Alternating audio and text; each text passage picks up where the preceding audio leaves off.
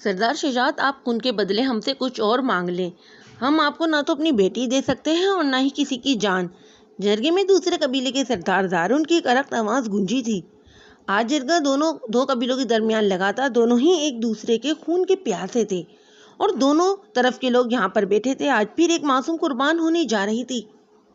حیرت ایک قبیلے کے سردار کی زبان سے ایسی باتیں زیب نہیں دیتی جو اپنی روایت کو اپنے خاندان کے خاطر بھول گیا ہے۔ تھو ایسے سردار پر! تمہارے بیٹے نے ہمارے بیٹے کی جان لی ہے اور خون کا بدلہ خون ہوتا ہے اور یہی روایت چلتی آ رہی ہے۔ اگر تم خون کے بدلے خون نہیں دے سکتے تو سوچ لو کہ تمہارے پاس اور دوسرا راستہ کون سا ہے۔ اگر تمہیں اپنا بیٹا اتنا ہی عزیز ہے تو تمہیں اپنی بیٹی ہمیں نہیں کرنی ہوگی۔ سردار شجاعت نے اپنا فیصلہ سناتے ہوئے اپنی مونچھوں کو بل دیا۔ یہ سب سنتے ہی کچھ پل کے لیے وہاں پر سناٹا چھا گیا تھا۔ ٹھیک ہے، میں اپنی بیٹی کا نکاح کرنے کے لیے تیار ہوں۔ زارون نے شجاعت کی دائیں جانب بیٹے شخص کو دیکھتے حامی بھری۔ تو ٹھیک ہے مولوی صاحب، میرے بھائی کا نکاح شروع کروا دیا جائے۔ اس کی بھی سنی گئی۔ شجاعت نے اپنے بائیں جانب بیٹے اپنے بھائی کو دیکھتے ہوئے کہا، جو خوشی سے اٹھ کر بھنگڑے ڈالنے لگا تھا۔ واہ جی واہ، میری شادی ہونے والی ہے، میرا بھائی بہت اچھا ہے، میرے لیے خوبصورت دلہن لائے گا، شجاعت کے بھائی نے اونچی آواز میں کہا اور ساتھ ہنسا بھی جا رہا تھا۔ اس کا ذہنی توازن کچھ ٹھیک نہیں تھا اور یہ بات گاؤں میں ہر ایک کو معلوم تھی۔ شجاعت کے چہرے پر ایک مسکراہٹ آ گئی، لیکن زارون سمیت سب کو سانپ سونگھ گیا تھا۔ وہ تو کچھ اور سوچ کر بیٹھا تھا۔ وہ جو پردے کے پار کھڑی اپنی زندگی کا فیصلہ ہوتے سن رہی تھی، سامنے اچھل کود کرتے انسان کو دیکھتے اسے اپنے قدموں سے جان نکلتی محسوس ہوئی تھی۔ سامنے اچھلتا کودتا انسان لگ بھگ اس کے باپ کی عمر کا تھا۔ اسے کس بات کی سزا مل رہی تھی؟ شاید لڑکی ہونے کی؟ یہی سوال اس کے دماغ میں چل رہے تھے کہ اچانک سے اسے اپنا دماغ معاف ہوتا محسوس ہوا اور وہ دھڑم سے نیچے گر گئی۔ اس کے گرنے کی آواز پر وہاں بیٹھے سردار شجاعت کے دائیں جانب شخص نے اپنے دونوں ہاتھوں کو آپس میں پیوست کے اپنے اندر کھولتے لاوے کو برداشت کیا تھا۔ اس کی آنکھیں خون کی مانند سرخ ہو رہی تھی اور چہرے پر سر تاثرات تھے۔ بی بی جی، آپ ٹھیک ہیں؟ نوکرانی نے جلدی سے زارا کے پاس آ کر پوچھا، جو بے ہوش ہو چکی تھی۔ ملازمہ نے پانی کے چپٹے زارا کے منہ پر مارے، جو تھوڑی بہت ہوش میں آئی تھی۔ ملازمہ اسے اس کے کمرے میں لے گئی۔ جرگہ زارون کے قبیلے میں لگا تھا، سب لوگ وہیں پر جمع ہوئے تھے۔ ملازمہ زارا کو اس کے کمرے میں لے گئی۔ بی بی جی، میں بڑی بیگم صاحبہ کو بلا کر لاتی ہوں۔ ملازمہ کہتے ہی وہاں سے چلی گئی۔ زارا نے چاروں طرف اپنے کمرے میں نگاہ دوڑائی۔ یہ ہے میری قسمت۔ کیوں؟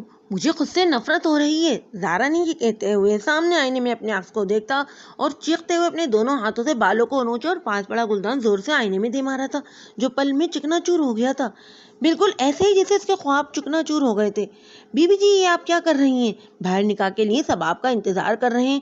دوسری ملازمہ جو کمرے میں داخل ہوئی تھی، اس نے گھبرائے ہوئے لہجے میں کہا، نکاح اور اس پاگل سے؟ میں ہرگز نہیں کروں گی۔ جاؤ اور بتا دو حویلی والوں کو، اس طرح کی زندگی سے بہتر ہے کہ میں اپنی جان دے دوں۔ اس نے یہ کہتے ہی جھک کر آئینے کا ٹوٹا ہوا ٹکڑا اٹھایا اور اسے اپنی کلائی پر رکھا۔ بی بی جی، آپ ایسے نہ کریں، بڑی بیگم صاحبہ کو بلایا ہے، وہ آتی ہی ہوں گی، کوئی نہ کوئی حل نکال لیں گی، ملازمہ نے کہا اور بھاگتے ہوئے کمرے سے باہر نکل گئی۔ اسے سچ میں اپنی چھوٹی بیوی کو دیکھ کر خوف آ رہا تھا، لیکن اسے ہوش کہاں تھا۔ اس کی نظروں کے سامنے تو وہی انسان گھوم رہا تھا جس کا اس کے ساتھ نکاح ہونے والا تھا۔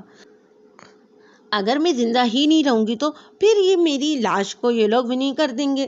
اس نے یہ کہتے ہی اپنی کلائی پر رکھے شیشے کے ٹکڑے کو پھیر دیا۔ خون کا فوارہ اٹھتے ہی دیکھتے زمین سرخ ہو گئی تھی۔ اسے اپنا وجود ٹھنڈا ہوتا محسوس ہوا اور آنکھوں کے سامنے دھندلا ہو گیا تھا سب کچھ۔ بیگم صاحبہ، زارا بی بی کو پتہ نہیں کیا ہو گیا ہے، ملازمہ نے آتے ہی عالیہ بیگم کو ہکلاتے ہوئے کہا۔ کیا ہوا ہے میری بچی کو؟ عالیہ نے پریشانی سے کہا۔ اتنے میں ان کا بیٹا صدام بھی وہاں آیا تھا۔ زارا کہاں ہے؟ اس کا نکاح ہونے والا ہے، صدام نے سنجیدگی سے کہا۔ اس کے چہرے کو دیکھ کر ذرا بھی نہیں لگ رہا تھا کہ اسے کسی چیز کی شرمندگی ہے۔ تمہیں کیا لگتا ہے صدام کہ میں اپنی بیٹی کو اس پاگل کے حوالے کر دوں گی؟ نہیں، میں کسی جرگے کے فیصلے کو نہیں مانتی، بتا دو باہر جا کر، عالیہ نے غصے سے صدام کو دیکھتے ہوئے کہا اور ملازمہ کے ساتھ زارا کے کمرے کی طرف چلی گئی۔ پیچھے سے صدام نے اپنے ہاتھ کا مکہ بنائے دیوار پر زور سے مارا تھا۔ پتہ نہیں امی جان کو اپنی سوتیلی بیٹی سے اتنی محبت کیوں ہے، صدام نے نفرت بھرے لہجے میں خود سے کہا اور وہاں سے چلا گیا۔ عالیہ نے زارا کے کمرے کا دروازہ کھولا تو وہ زمین پر خون میں لت پڑی اپنی بیٹی کو دیکھ کر عالیہ کو تو اپنی جان نکلتی محسوس ہوئی تھی۔ عالیہ بھاگتی ہوئی زارا کے پاس آئی۔ جاؤ بڑے صاحب کو بلا کر لاؤ، اسے اسپتال لے کر جانا ہے، عالیہ نے زارا کا سر اپنی گود میں رکھتے ہوئے کہا۔ ملازمہ جس کا چہرہ آواز بھاگتا تھا بھاگتے ہوئے باہر گئی اور جنگلے میں بیٹھے سب لوگ جو زارا کے آنے کا انتظار کر رہے تھے ملازمہ کو دیکھ کر حیران ہوئے۔ وہ لڑکی کہاں ہے؟ شجاعت نے ملازمہ کو دیکھتے ہوئے پوچھا۔ وہ سردار گستاخی معاف، زارا بی بی نے خودکشی کی کوشش کی ہے، اور اس سے پہلے زہرا اپنی بات مکمل کرتی زارون یہ سنتے ہی اندر کی طرف بھاگا تھا۔ شجاعت کے ساتھ بیٹا شخص جو اب تک اپنے غصے کو کنٹرول کر رہا تھا، زہرا کے خودکشی کا سنتے ہی اس کے دل کو خوش ہوا تھا۔ بھائی کیا ہوا میری دلہن کو؟ شجاعت کے بھائی نعمان نے اپنے بھائی کو دیکھتے اپنی گردن کو ہلاتے ہوئے پوچھا۔ دعا کر تیری دلہن بچ جائے ورنہ تیری شادی پھر سے رک جائے گی، شجاعت نے غصے سے کہا۔ بھائی مجھے اپنی دلہن کو دیکھنا ہے، نعمان نے ضدی لہجے میں کہا۔ تھوڑا صبر کر لے، اگر وہ بچ گئی تو پھر تیری دلہن بنے گی، شجاعت نے اپنے بھائی کو دیکھتے ہوئے سمجھانے والے انداز میں کہا۔ میرے خیال میں اب ہمیں تماشے کو ختم کر کے حویلی چلنا چاہیے، آج جتنا تماشا ہونا تھا وہ کافی تھا۔ روحان نے کھڑے ہوتے اپنے باپ کو دیکھتے بھاری لہجے میں کہا اور مڑ کر وہاں بیٹھے لوگوں کو دیکھا۔ میرا نہیں خیال کہ آج کے دن کوئی بھی نکاح ہوگا، کیونکہ آپ لوگ بھی یہی سوچ رہے ہوں گے کہ اس لڑکی نے خودکشی کی کوشش کی ہے، اگر نہ بچی تو۔ آپ لوگ بالکل ٹھیک کہہ رہے ہیں، اگر اس لڑکی کی قسمت میں ذلیل اور خوار ہونا لکھا ہوا تو وہ ٹھیک ہو جائے گی، اور جب وہ ٹھیک ہوگی تو پھر جھگڑا لگے گا، لیکن ابھی مہربانی فرما کر آپ سب لوگ اپنے گھروں کو جائیں۔ زوہان نے سب لوگوں کو دیکھتے ہوئے سنجیدگی سے کہا۔ اس نے سفید رنگ کا سوٹ اور کندھوں پر کالے رنگ کی چادر پہنی ہوئی تھی، ہلکی بڑی ہوئی داڑھی اور کالی گہری آنکھیں جو خوبصورت ہونے کے ساتھ ساتھ پراسرار زیادہ تھیں۔ ہر کوئی زوہان سے بات کرتے وقت ہزار بار سوچا کرتا تھا۔ زوہان کی بات سنتے ہی جرگے میں بیٹھے سب لوگ باری باری وہاں سے اٹھ کر چلے گئے تھے۔ زوہان نے اپنے گارڈ کو اشارہ کیا کہ وہ نعمان کو وہاں سے لے جائے۔ گارڈ نعمان کے پاس آئے جو جلدی سے اپنی جگہ سے کھڑا ہو گیا تھا۔ میں اپنی دلہن کو لیے بغیر کہیں نہیں جاؤں گا، نعمان نے کہا تو شجاعت ہنس پڑا۔ تم فکر مت کرو، تمہاری دلہن کو تمہارا بھائی لے کر آئے گا، لیکن تم ابھی حویلی جاؤ، ٹھیک ہے؟ شجاعت نے نعمان کو بچوں کی طرح سمجھاتے ہوئے کہا، جس نے عصابت میں سر ہلایا اور وہاں سے چلا گیا۔ زوہان بھی وہاں سے چلا گیا کیونکہ اب وہاں رکنا بیکار تھا۔ شجاعت نے جانے سے پہلے صدام کو کہہ دیا تھا کہ جب بھی اس کی بہن ہسپتال سے واپس آئے گی وہ اسی وقت اپنے بھائی کا نکاح اس کے ساتھ کر دے گا۔ یہ کہتے ہی شجاعت بھی وہاں سے چلا گیا تھا۔ بھائی جرگے میں کیا فیصلہ ہوا؟ فاطمہ نے حویلی میں داخل ہوتے زوہان کو دیکھتے بےتابی سے پوچھا۔ تم اتنا پریشان کیوں ہو رہی ہو گڑیا؟ سب ٹھیک ہے، تم جاؤ ملازمہ سے کہہ کر میرے لیے ایک کپ چائے بنا کر لاؤ، میں اپنے کمرے میں ہوں۔ زوہان نے مسکرانے کی ناکام کوشش کرتے فاطمہ کو دیکھتے ہوئے کہا، جس نے عصابت میں سر ہلایا اور وہاں سے چلا گیا۔ زوہان اپنے کمرے میں چلا گیا تھا، اس کا دل کر رہا تھا کہ ہر چیز کو توڑ دے، یہاں تک کہ خود کو بھی ختم کر لے۔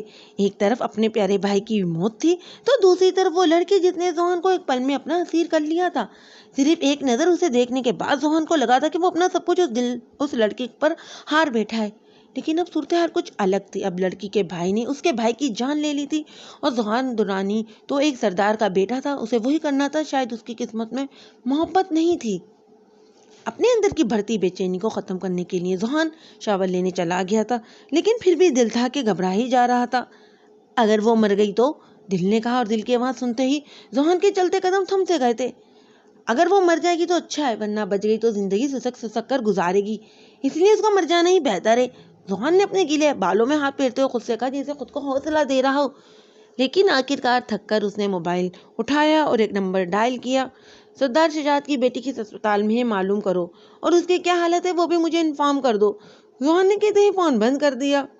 اس وقت وہ بے بسی کا پتلا بنا ہوا تھا، اپنے باپ کے فیصلے کے خلاف جا سکتا تھا اور نہ کچھ کر سکتا تھا، اس کے ہاتھ بالکل بندھے ہوئے تھے۔ ڈاکٹر صاحب میری بیٹی کیسی ہے اب؟ زارون نے ڈاکٹر کو دیکھتے ہی بےتابی سے پوچھا۔ زارون سے گاؤں کے قریب والے اسپتال لے آیا تھا۔ آپ کی بیٹی اب خطرے سے باہر ہے، شکر ہے آپ وقت پر ان کو یہاں لے آئے، بلڈ بھی ارینج ہو گیا تھا ورنہ مسئلہ ہو سکتا تھا، ڈاکٹر نے پروفیشنل والے انداز میں کہا اور ایک دو داد دینے کے بعد وہاں سے چلا گیا۔ زارون وہیں اپنا سر پکڑ کر بیٹھ گیا تھا، ایک طرف بیٹی تھی تو دوسری طرف ان کا وارث تھا جس کی سزا ان کی بیٹی کو ملنے والی تھی، اور وہ خود بھی قبیلے کے سردار تھے، وہ اچھی طرح سے اپنی رسومات سے واقف تھے۔ بابا جان زارا کیسی ہے اب؟ ارکم جو اپنی بہن کا سن کر یہاں آیا تھا، اپنے باپ کے آج پہلی بار جھکے کندھے کو دیکھ کر اور چہرے پر پریشانی دیکھ کر ان کے پاس بیٹھتے ہوئے پوچھا۔ آج مجھے ایک باپ کے بیٹے ہونے کی حیثیت سے نہیں بلکہ ایک سردار کی حیثیت سے فیصلہ کرنا تھا، اور سردار کے فیصلے نے زارا کے ساتھ بہت زیادتی کر دی ہے۔ صدام کی وجہ سے مجھے اپنے دشمنوں کے گھر اپنی بیٹی کو بیاہ کر بھیجنا پڑ رہا ہے، زارون نے ارکم کو دیکھتے ہوئے کہا۔ بابا جان آپ کو نہیں لگتا اس پاگل کے ساتھ آپ زارا کا نکاح کر کے اسے جیتے جی مار رہے ہیں؟ اسے بہتر تھا کہ آپ اپنے ہاتھوں سے ہی اس کی جان لے لیں، ارکم نے سنجیدگی سے کہا۔ کل پھر سے جرگہ لگے گا، اسی میں زارا کا نکاح ہوگا، اب کچھ نہیں ہو سکتا۔ ایک سردار دوسرے سردار کو زبان دے چکا ہے اور اپنی زبان سے پھرنا سردار کو زیب نہیں دیتا، اور تم زارا کا خیال رکھنا، ایک باپ میں اتنی ہمت نہیں ہے کہ وہ اپنی بیٹی کا سامنا کر سکے۔ میں حویلی جا رہا ہوں، جیسے ہی ڈاکٹر زارا کو گھر جانے کی اجازت دیں اسے حویلی لے آنا، زارون نے وہاں سے اٹھتے ہوئے کہا اور وہاں سے چلا گیا۔ ارکم گہرا سانس لیتے وہاں سے اٹھا اور زارا کے کمرے کی طرف چلا گیا۔ اس نے دروازہ ناک کیا۔ زارا چھت کو گھور رہی تھی، چہرہ مرجھا سا گیا تھا۔ کیسی ہے میری گڑیا رانی؟ ارکم نے اپنے لہجے میں نرمی لاتے ہوئے پیار سے پوچھا۔ زارا نے انجان نظروں سے ارکم کی طرف دیکھا۔ اس کے چہرے پر چھایا سد پن دیکھ کر اسے دکھ ہوا تھا۔ وہ شہر گیا تھا، آج ہی واپس آیا تھا تو اسے پتا چلا کہ اس کی غیر موجودگی میں کیا کچھ ہو گیا تھا اور وہ سیدھا اسپتال چلا آیا تھا۔ اپنے بھائی پر یقین رکھو، تمہارے ساتھ کوئی بھی ناانصافی نہیں ہونے دے گا، ارکم نے زارا کو دیکھتے ہوئے کہا جو بھی خاموش ہو رہی تھی۔ گھر چلیں؟ ارکم نے پوچھا تو زارا کی خاموشی ابھی بھی نہیں ٹوٹی تھی۔ زارا کچھ تو کہو، لڑ ہی لو مجھ سے، لیکن اسے خاموش مت رہو، تم مجھے بالکل بھی اچھی نہیں لگ رہی ہو اس طرح۔ اس وقت ارکم نے تھوڑا غصے سے کہا تو زارا کی آنکھوں سے نکل کر آنسو اس کے چہرے کو بھگو گئے تھے، لیکن ابھی بھی اس نے ایک لفظ بھی نہیں بولا تھا۔ میں ڈاکٹر سے بات کرتا ہوں، اگر وہ اجازت دے دیتے ہیں تو پھر گھر چلتے ہیں اور اب میں تمہاری آنکھوں میں آنسو نہ دیکھوں، ارکم نے وہاں سے اٹھتے ہوئے کہا اور کمرے سے باہر نکل گیا۔ پیچھے زارا پھوٹ پھوٹ کر رونے لگی تھی۔ اس وقت اس کے دل پر کیا گزر رہی تھی وہ بیان ہی نہیں کر سکتی تھی۔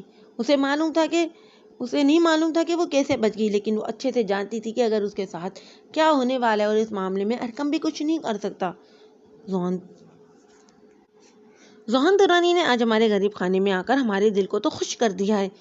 جناب کیا لینا پسند کریں گے؟ عماد نے ذوحان کو دیکھتے ہوئے اپنے لہجے میں حیرانگی کے تاثرات لاتے اس سے پوچھا۔ عماد میں اس وقت پہلے ہی پریشان ہوں، سو پلیز کسی بھی فضول گوئی سے پرہیز کرو، ذوحان نے عماد کو دیکھتے ہوئے کہا اور 2 انگلیوں سے اپنے سر کو دبانے لگا۔ عماد خاموشی سے اس کے سامنے بیٹھ گیا۔ زارون کی بیٹی مر چکی ہے، عماد نے زارون کو دیکھتے ہوئے کہا۔ اسے ذوحان نے زارون کے بارے میں معلوم کرنے کو کہا تھا۔ عماد کی بات جب ذوحان کے کانوں میں پڑی تو اسے لگا جیسے کسی نے اس کے جسم سے روح کو کھینچ لی ہو۔ کیا مطلب؟ آج پہلی بار ذوحان درانی کی زبان لڑکھڑائی تھی۔ جس کے سامنے بڑے بڑوں کی بولتی بند ہو جاتی تھی، آج اس کی زبان بات کرتے ہوئے لڑکھڑا رہی تھی۔ مطلب وہی ہے جو تم نے ابھی سنا ہے، اس نے کہتے ہوئے گہرا سانس لیا۔ اماں تم جانتے ہو مجھے اس طرح کے مذاق پسند نہیں ہے، ذوحان نے خود پر قابو پاتے ہوئے سرد لہجے میں کہا۔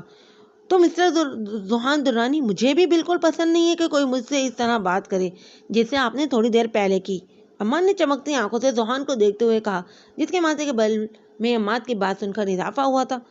عماد کسی دن تم میرے ہاتھوں قتل ہو جاؤ گے، ذوحان نے اپنی جگہ سے اٹھتے ہوئے غصے سے کہا۔ اچھا یار، مذاق کر رہا تھا، اور میری بات ایک یاد رکھ، میں تیرا دوست ہوں تو کبھی غصے میں بھی نہ مجھے ڈانٹ سکتا ہے اور نہ ہی مجھ سے ناراض ہو سکتا ہے، ٹھیک ہے؟ عمان نے اب سنجیدہ ہوتے ذوحان کو دیکھتے ہوئے کہا، جو دوبارہ اپنی جگہ پر بیٹھ گیا تھا۔ اچھا یار، معاف کر دے، ذوحان نے ہلکا سا مسکرا کر کہا۔ مسکراتے ہوئے ذوحان کے گالوں پر ڈمپل بن نمایاں ہوا تھا، کیونکہ وہ اچھی طرح جانتا تھا کہ عماد کے سوا کوئی نہیں ہے، اور عماد بھی اچھی طرح جانتا تھا کہ ذوحان درانی صرف اسی سے ہی سوری بول سکتا ہے، ایسے ہی نہیں تو دونوں کی دوستی کے کار کبھی کوئی ایسا موڑ آتا کہ ان کو ایک دوسرے کے لیے اپنی جان بھی دینی پڑتی تو وہ خوشی دے دیتے، اور ذوحان کا ماننا تو تھا کہ وہ خوش قسمت ہے کہ اسے عماد جیسا دوست ملا۔ ٹھیک ہے بھائی، معاف کیا تمہیں، کیا یاد کرو گے کہ کس سخی سے پالا پڑا ہے، عماد نے احسان کرنے والے انداز میں کہا۔ تم دوبارہ کوئی ایسی بات مذاق میں بھی نہیں کرو گے عماد، ذوحان نے سنجیدہ سے انداز میں کہا۔ کون سی بات؟ عماد نے جان بنتے پوچھا، لیکن وہ اچھی طرح جانتا تھا کہ ذوحان کس بارے میں بات کر رہا ہے۔ ذوحان، تم اس لڑکی کے لیے اتنا بے چین کیوں ہو رہے ہو؟ اور اب تو وہ بچ گئی ہے تو ظاہر سی بات ہے اس کا نکاح تمہارے چچا کے ساتھ ہوگا، عماد نے کافی کا کپ اسے پکڑاتے ہوئے کہا۔ میں کیوں اس لڑکی کے لیے بے چین ہونے لگا؟ میں نے تو انسانیت کے ناطے تمہیں اس کی خیریت معلوم کرنے کا کہا تھا، ذوحان نے عام سے لہجے میں کہا، کیونکہ وہ اپنے تاثرات اور لہجے پر قابو پانا اچھی طرح جانتا تھا۔ اور ویسے بھی وہ میرے بھائی کے قاتل کی بہن ہے، ذوحان نے کہا تو عماد ہنس پڑا۔ تو کل کے جرگے میں اس کا نکاح ہونے والا ہے، عماد نے ایسے کہا جسے اسے بتا رہا ہو۔ جانتا ہوں میں، ذوحان نے اسے گھورتے ہوئے کہا۔ تم آفس نہیں آ رہے، وجہ جان سکتا ہوں؟ ذوحان نے بات تبدیل کرتے ہوئے پوچھا۔ بہت ہوشیار ہو تم، عماد نے مسکراتے ہوئے کہا۔ طبیعت کچھ ٹھیک نہیں تھی اسی لیے بس، عماد نے کہا تو ذوحان نے حیرانگی سے اسے دیکھا۔ تمہیں دیکھ کر لگ تو نہیں رہا کہ تم بیمار ہو؟ ذوحان نے پوچھا۔ بس کبھی کبھار انسان تھک جاتا ہے، ہر چیز سے تو تھوڑی دیر آرام کرنا چاہتا ہے، میرا بھی کچھ ایسا ہی حال ہے۔ خیر تم یہ سب چھوڑو، یہ بتاؤ کھانا کھایا تم نے؟ عماد نے اپنی جگہ سے کھڑے ہوتے ہوئے کہا۔ عماد اس خوبصورت مگر چھوٹے سے فلیٹ میں اکیلا رہتا تھا، یہاں پر صرف ذوحان آتا تھا اور ذوحان کے علاوہ اس کا کوئی دوست بھی نہیں تھا۔ نہیں، لیکن کہیں باہر چلتے ہیں، ذوحان نے فوراً کہا۔ ہاں اچھا آئیڈیا، چلو، عماد نے کہا تو وہ دونوں وہاں سے نکل کر باہر چلے گئے۔ مسٹر، تمہارا جو بھی نام ہے نا، مجھے اس سے فرق نہیں پڑتا، مجھے اپنے پیسے واپس چاہیے ابھی اور اسی وقت، سامنے بیٹھے شخص نے غصے سے کہا۔ یہ دونوں وقت کلب کے ایک کمرے میں موجود تھے۔ سامنے بیٹھا انسان جس کے صرف ہونٹ نظر آ رہے تھے، آنکھیں تک اس کی کالی کیپ سے کور تھیں، ہاتھ میں سگریٹ پکڑے ٹانگ پر ٹانگ رکھے وہ پرسرار تھا۔ شخص جنید کو عجیب ہی لگا۔ تمہیں نہیں لگتا کہ تمہیں میرا نام معلوم کر لینا چاہیے تھا؟ اس آدمی نے ٹرے میں سگریٹ کو تھوڑا سا جھجکتے ہوئے جنید کو دیکھتے گمبھیر لہجے میں کہا۔ میں نے کہا نا مجھے دلچسپی نہیں ہے تمہارا نام جاننے میں، مجھے صرف میرے پیسے واپس کرو، جنید نے مقابل کی بات کو خاطر میں لائے بغیر کہا۔ افسوس کے مرنے سے پہلے تمہیں ماننے والے کا نام بھی معلوم نہیں ہوگا، مقابل نے کہتے ہی اپنی سائنسر لگی گن کو جنید کے ماتھے کے درمیان رکھا اور ٹریگر دبا دی۔ یہ سب کچھ ایک سیکنڈ میں ہوا تھا۔ جنید وہیں پیچھے صوفے پر ٹیک لگایا گر گیا، خون سے اس کا سر نکل رہا تھا، اس کے پورے جسم کو سرخ کر گیا تھا۔ مقابل نے ایک نفرت بھری نظر جنید پر ڈالی اور وہاں سے چلا گیا۔ اگلے دن جرگہ پھر سے لگا تھا۔ اس بار ان میں ارقم بھی موجود تھا۔ جرگے میں آمنے سامنے دونوں قبیلے کے سردار بیٹھے تھے۔ دارون کے ساتھ ذوحان اور شجاعت کے ساتھ صدام بیٹھا ہوا تھا۔ تو سردار دارون کیا ہم نکاح شروع کریں؟ مولوی صاحب آ چکے ہیں اور مجھے نہیں لگتا کہ اب ہمیں مزید دیر کرنی چاہیے، شجاعت نے دارون کو دیکھتے ہوئے کہا۔ اس سے پہلے کہ دارون اجازت دیتا ارقم اپنی جگہ سے اٹھ کھڑا ہوا۔ معاف کیجیے گا لیکن میں آپ سے ایک ضروری بات کرنا چاہتا ہوں، ارقم نے سنجیدگی سے شجاعت کو دیکھتے ہوئے کہا۔ ایک دم خاموشی چھائی تھی۔ ذوحان نے بھی نظریں اٹھا کر ارقم کو دیکھا۔ وہ اسے جانتا تھا اور ارقم اپنے بھائی جیسا بالکل بھی نہیں تھا بلکہ اپنے بھائی سے بہت الگ تھا۔ وہ اب بھی ذوحان سے ملا تو اس کی نظروں میں اس کے لیے عزت ہوتی تھی۔ دونوں قبیلوں میں دشمنی ہونے کے باوجود یہ دونوں جب بھی ملتے تو اچھی طرح ملتے تھے ایک دوسرے سے۔ کوئی بھی بھائی یہ نہیں چاہے گا کہ اس کی بہن کا نکاح ایک ایسے انسان سے ہو جس کا دماغی توازن خراب ہو۔ اور عمر کا کیا کہنا، وہ سب تو آپ لوگ جانتے ہیں۔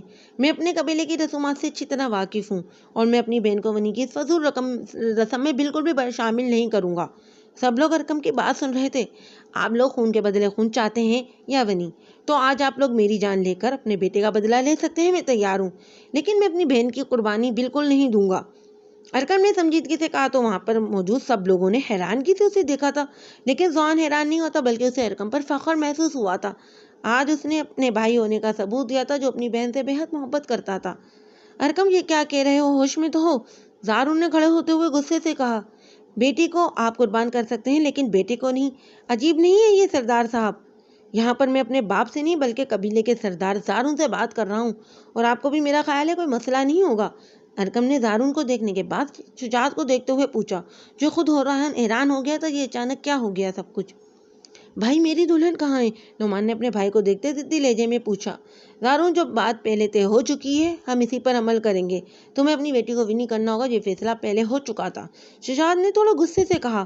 کیوں؟ ایسا نہیں ہو سکتا، مجھے آپ کا فیصلہ منظور نہیں ہے، آپ کو خون کے بدلے خون چاہیے تھا تو میں حاضر ہوں، ارقم نے اپنا فیصلہ سناتے ہوئے کہا۔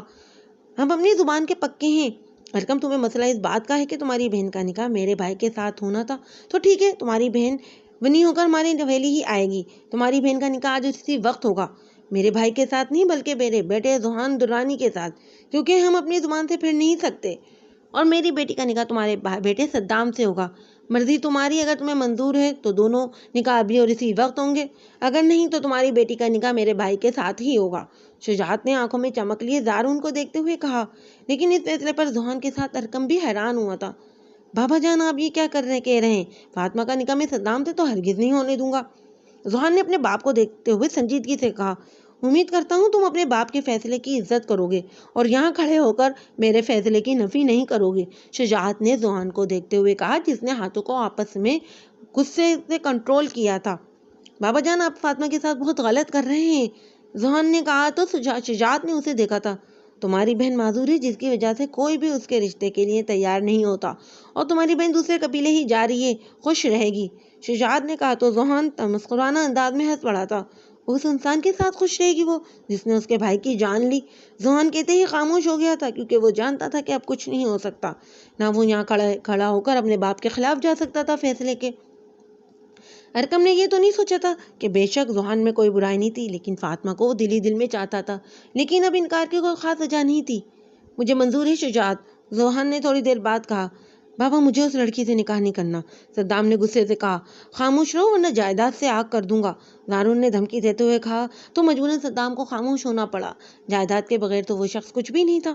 مولوی صاحب نکاح شروع کروائیں، شجاعت نے کہا تو اسی وقت دونوں نکاح پڑھوا دیے گئے۔ زارا تو بالکل ہی خاموش ہو گئی تھی، اسے فرق نہیں پڑ رہا تھا کہ اس کا نکاح کس سے ہوا ہے، اسے تو یہی پتا تھا کہ اس کا نکاح نعمان سے ہوا ہے، زندگی تو ویسے ہی اس کی خراب ہو چکی تھی، لیکن فاطمہ کے لیے یہ بات ناقابل برداشت تھی۔ اس نے تو سوچا ہی نہیں تھا کہ اس کا نکاح اس انسان سے ہوگا جس نے اس کے بڑے بھائی کی جان لے لی تھی۔ ذوحان نے غصے سے اپنی مٹھیاں بیچی تھی، اسے پرواہ نہیں تھی، لیکن اپنی بہن کی وجہ سے وہ کافی پریشان تھا۔ بابا جان، آپ نے فاطمہ کے ساتھ ٹھیک نہیں کیا۔ نکاح کے بعد ذوحان اپنے باپ کے سامنے کھڑا شکوہ کر رہا تھا۔ تم میری بات کو نہیں سمجھو گے بیٹا، میں نے یہ فیصلہ بہت سوچ سمجھ کر کیا ہے، اور اپنی بہن کو خوشی سے رخصت کرو تم، اور میری ایک بات کو غور سے سن لو، صدام کی بہن کی حیثیت اس حویلی میں نوکرانی سے زیادہ نہیں ہوگی۔ شجاعت نے آخری بات سنجیدگی سے کہی۔ آپ کے خیالات جان کر تو میرا دل باغ باغ ہو گیا ہے، لیکن آپ بھی یہ سوچ لیں جو سلوک سردار دارون کی بیٹی کے ساتھ یہاں ہوگا وہی سلوک میری بہن کے ساتھ بھی وہاں ہوگا۔ ذوحان نے استدعائیہ لہجے میں کہتے رخ موڑ لیا تھا۔ تم اپنی بیوی کو اس کے ماں باپ سے نہیں ملنے دو گے؟ شجاعت نے جسے مسئلے کا حل بتایا تھا۔ بیوی؟ کیا سچ میں وہ میری بیوی ہے؟ ابھی آپ نے کہا کہ اس کی حیثیت اس حویلی میں ایک نوکرانی کی ہوگی، تو ذوحان دران کی بیوی نوکرانی کیسے ہو سکتی ہے؟ میں تو اپنی بیوی کو شہزادی بنا کر رکھوں گا۔ ذوحان نے جیسے اپنے لفظوں میں شجاعت کو بہت کچھ باور کرایا تھا۔ کس نے کہا کہ تمہاری بیوی اس حویلی میں نوکرانی کی حیثیت سے رہے گی؟ ہم سردار شجاعت اپنے بیٹے کی شادی علیشبہ کے ساتھ دھوم دھام سے کریں گی، جو اس حویلی میں راج کرے گی۔ شجاعت نے گردن اکڑا کر کہا۔ ذوحان نے سنجیدگی سے اپنے باپ کی طرف دیکھا۔ وہ جانتا تھا کہ اس کے باپ کا اصل مقصد فاطمہ کی شادی کروانا تھا، جو کہ اب ہو چکی تھی۔ ذوحان بنا کچھ کہے فاطمہ کے پاس چلا گیا، جس کے نکاح کے بعد فوراً رخصتی تھی۔ فاطمہ گڑیا، کیا کر رہی ہو؟ ذوحان نے فاطمہ کو دیکھتے ہوئے پوچھا، جو افسردگی سے مسکرا پڑی تھی۔ بھائی، ان سب معاملات میں کہاں سے آ گئی؟ فاطمہ نے اپنے بھائی کو دیکھتے بے بسی سے پوچھا تھا۔ مجھے معاف کر دو فاطمہ، بابا کے فیصلے کے سامنے میں بے بس ہو گیا تھا۔ وہ بس تمہاری شادی کرنا چاہتے تھے۔ ذوحان نے شرمندہ لہجے میں کہا۔ ان کو اسی بات کی فکر ہوگی کہ ان کی معذور بیٹی کے ساتھ کون شادی کرے گا، اس لیے میرا نکاح اس انسان سے کر دیا جس نے میرے بھائی کی جان لی تھی۔ اور کیا وہ مجھے قبول کر لے گا؟ فاطمہ نے بھیگے لہجے میں کہا۔ اگر اس نے تمہیں تکلیف دینے کی کوشش کی تو اس کی بہن کو اس کا خمیازہ بھگتنا پڑے گا، ذوحان نے جذباتی پن میں سرد لہجے میں کہا، جس پر فاطمہ کھوکھلی ہنسی ہنس پڑی تھی۔ آپ مرد اسی سے زیادہ کر بھی کیا سکتے ہیں، فاطمہ نے تیکھے لہجے میں کہتی وہاں سے چلی گئی تھی۔ پیچھے ذوحان نے غصے سے فاطمہ کو جاتے دیکھا تھا۔ ارقم کی بے چینی بڑھتی جا رہی تھی۔ اس نے یہ تو سوچا ہی نہیں تھا کہ فاطمہ کا نکاح صدام کے ساتھ ہو جائے گا۔ اسے ذوحان پر پورا بھروسہ تھا کہ ذوحان اس کی بہن کو خوش رکھے گا، لیکن ضروری تو نہیں کہ ہمیشہ ویسا ہی ہو جیسا انسان سوچتا ہے، اور ذوحان کے بارے میں بھی اس کی رائے بہت جلد بدلنے والی تھی۔ ارقم پھر حویلی سے نکل گیا تھا۔ وہ کچھ دیر اکیلا لینا چاہتا تھا، اس میں اتنی ہمت بھی نہیں تھی کہ زارا سے بات کر سکے۔ ارقم، تم کہاں جا رہے ہو؟ عالیہ نے ارقم کو دیکھتے پوچھا، جو باہر جانے کی تیاری میں تھا۔ باہر جا رہا ہوں، ایک ضروری کام یاد آ گیا ہے، ارقم نے نظریں جھکاتے ہوئے کہا۔ تم پریشان لگ رہے ہو، عالیہ نے اپنے بیٹے کے چہرے پر پریشانی دیکھتے ہوئے پوچھا۔ امی جان، حویلی میں جو کچھ ہو رہا ہے سب لوگ پریشان ہیں، ارقم نے کہا تو عالیہ بھی خاموش ہو گئی تھی۔ مجھے زارا کی فکر ہو رہی ہے، عالیہ نے کہا تو ارقم نے اپنی ماں کو کندھوں سے پکڑ کر ان کا رخ اپنی طرف کرتے ہوئے کہا۔ ذوحان بھائی اچھے انسان ہیں، میری بہن کو ہمیشہ خوش رکھیں گے، آپ پریشان نہ ہوں، ارقم نے کہا تو عالیہ نے بھی اصابت میں سر ہلایا۔ ارقم گہرا سانس لیتے حویلی سے نکل گیا تھا۔ فاطمہ رخصت ہو کر سردار دارون کی حویلی میں آ گئی تھی۔ صدام ابھی تک اس نے دیکھا نہیں تھا اس کو، وہ شاید کہیں باہر چلا گیا تھا۔ معاف کرنا بیٹا، سب کچھ اچانک ہوا، تیاری کا موقع ہی نہیں ملا، عالیہ بیگم نے فاطمہ کو دیکھتے ہوئے کہا۔ جس نے نظریں اٹھا کر عالیہ بیگم کو دیکھا تھا اس کی نظروں میں حیرت تھی، کیونکہ اسے امید نہیں تھی کہ یہاں پر کوئی اسے اتنے پیار سے بلائے گا۔ چلو اندر آؤ، باہر کیوں کھڑی ہو؟ پتہ نہیں یہ صدام کہاں چلا گیا ہے۔ نیلی کہاں ہو، یہاں پر آؤ، عالیہ نے اپنی ملازمہ کو آواز دیتے ہوئے کہا، جو ایک سیکنڈ سے پہلے یہاں پر جن کی طرح حاضر ہوئی تھی۔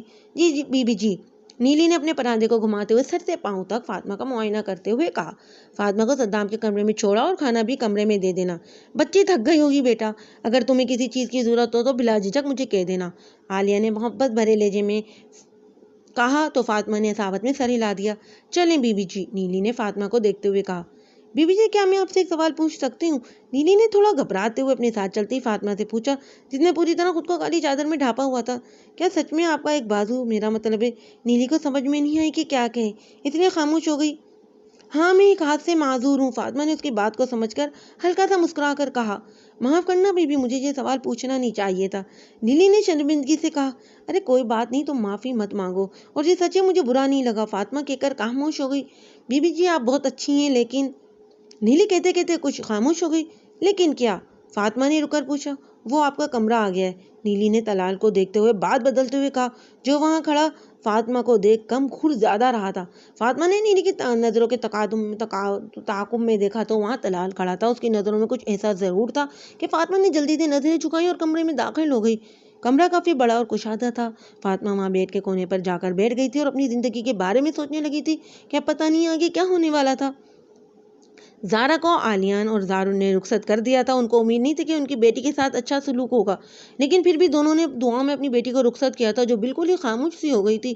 اس نے نہ اپنی ماں سے کوئی گلہ کیا، نہ باپ سے۔ عالیہ بیگم نے تو زارا کو اپنی سگی اولاد کی طرح پالا تھا۔ بے شک وہ اس کی سگی اولاد تھی، سوتیلی ماں تھی، لیکن کبھی بھی انہوں نے زارا کو اس بات کا احساس نہیں ہونے دیا تھا۔ زارا شجاعت کی حویلی میں داخل ہوئی تو اس کی نظریں جھکی ہوئی تھیں۔ ذوحان فاطمہ سے ملنے کے بعد ہی کہیں چلا گیا تھا۔ شجاعت، آپ کیسے میری بیٹی کو اس لڑکی کے بھائی کے ساتھ بیاہ سکتے ہیں؟ اور آپ نے میرے بیٹے کا نکاح بھی اس لڑکی کے ساتھ کروا دیا ہے؟ اس کی اوقات کیا ہے؟ میرے بیٹے کے پیر کی جوتی کے قابل بھی نہیں ہے یہ منحوس لڑکی۔ شکیلہ نے زارا کو دیکھتے ہی اپنے شوہر کو کہا۔ جب سے اسے جرگے کے فیصلے کا پتہ چلا تھا وہ بس سردار دارون کے گھر والوں کو کوس ہی رہی تھی۔ شکیلہ، حوصلہ رکھو، یہ لڑکی ونی ہو کر یہاں آئی ہے اور اسے اس حویلی میں بہو بنا کر نہیں لایا گیا ہے، بلکہ اس حویلی میں ایک نوکرانی کا اضافہ ہو گیا تھا۔ شجاعت نے اپنی گردن اکڑاتے ہوئے اپنی بیوی کو دیکھتے ہوئے کہا، لیکن صاحب، اس لڑکی کو دیکھتے ہی میرا خون کھول اٹھا ہے، یہ میرے بیٹے کی قاتل کی بہن ہے۔